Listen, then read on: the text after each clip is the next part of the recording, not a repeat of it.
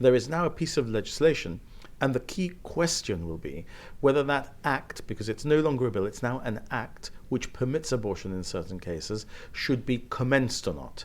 Now, I think that the question which brings us to whether or not the commencement should happen is something that must emerge from Parliament. There are different parties which have had different positions on these issues. It's right that we should now consult, because the people have spoken in the general election, what the question should be. And I would like to see us emerge from that parliamentary debate with an agreement on what the question should be. I would like the Parliament unanimously, if possible, to be able to reach a conclusion after a debate on what that question should be. Look, if necessary, the government will use its majority if the question that is put is not otherwise one which we would share, and which is the one that we think people should be asked. But I think that it's going to be possible to reach an agreement, a consensus on what the question should be. Now, on the question of the act, will the government or even the alliance, just the Liberals alliance, will be campaigning in favour of the act, or will you stay neutral and leave it up to individuals? So the political party that I lead has people in it who have different views.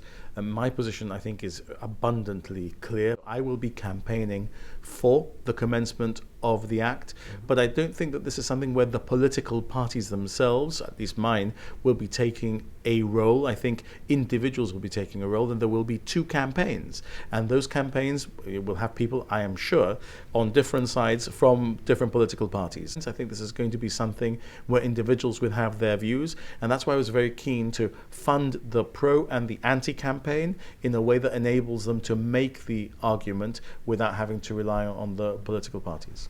Now, one of the mentions you made is possibly opening the process to 16 and 17-year-olds. On what grounds? So I've been proposing that 16 to 17-year-olds should be able to vote for some time. I first proposed it in 2014, and I found some resistance to that. I think now is the time to really lance that boil. Yesterday, ironically, after we had issued our press release, yesterday in Parliament, the issue was whether the general election in the United Kingdom should include 16 to 17-year-olds.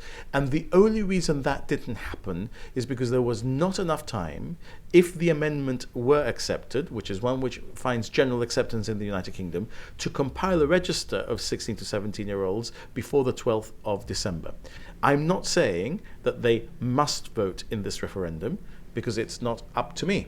There is a parliamentary select committee which will be reconstituted now after the general election on parliamentary reform. This is an issue that goes to parliamentary and democratic reform.